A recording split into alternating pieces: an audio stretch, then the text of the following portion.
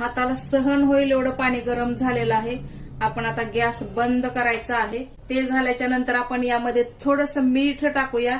आता आपण किती खाणार आहोत त्याप्रमाणे यामध्ये वडे टाकूया. जसे खाऊ तसे तसे वडे आपण एकदम यामध्ये टाकून ठेवू नका. काय होत, चला एवढे वडे मी टाकलेले आहेत. वडे छान भिजतात तोपर्यंत आपण पुढची तयारी करायची आहे.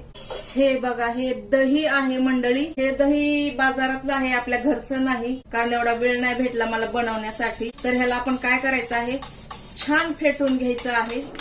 आहे पिठी साखर. आपण गोड करणार आहोत, तर तुमच्या आवडीप्रमाणे तुम्ही किती गोड खाऊ शकता त्याप्रमाणे यामध्ये पिठी साखर टाका मंडळी. तर यामध्ये आपण थोडंसं पाणी टाकायचं आहे आणि हे दही आपण छान फेटून घ्यायचं आहे. एकदम एकजीव करायचं आहे, एकदम बारीक, म्हणजे मऊ असं दिसलं पाहिजे असं आपण फेटून घेऊया.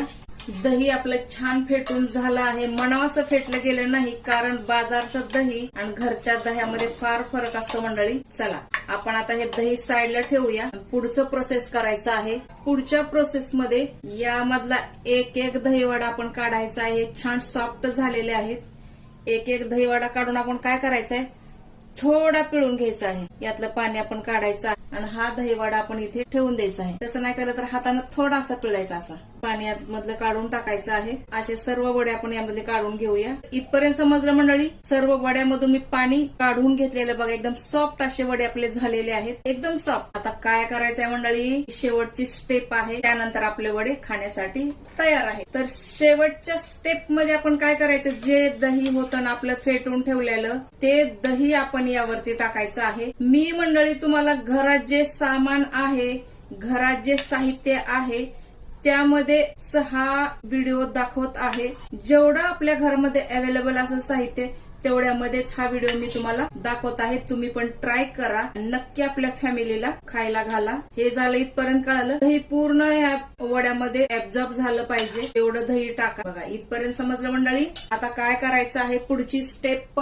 याआधी पण मी एक व्हिडिओ टाकलेला आहे दही वड्याचा, त्यामध्ये मी हिरवी चटणी वगैरे सगळं टाकलेलं आहे. आता आपण काय करूया, हा आपला टोमॅटो केचप. जर तुमच्याकडे चिंचेची चटणी असेल तर ती तुम्ही टाकू शकता. आपण जो घरात आहे तोच आपण यामध्ये टाकायचा आहे. हे आहे टोमॅटो. लाल मिरची पावडर आहे. गोड फार झालेला आहे, म्हणजे दह्यात पण साखर, टोमॅटो केचप मध्ये पण साखर. तिखट गोड व्हावं यासाठी आपण काय करायचं, यामध्ये थोडीशी लाल मिरची पावडर टाकायची आहे. जिरा पावडर टाकताना जिरे भाजूनच टाका, कच्चे जिरे पावडर अजिबात टाकू नका. झालं, आता इथपर्यंत समजलं.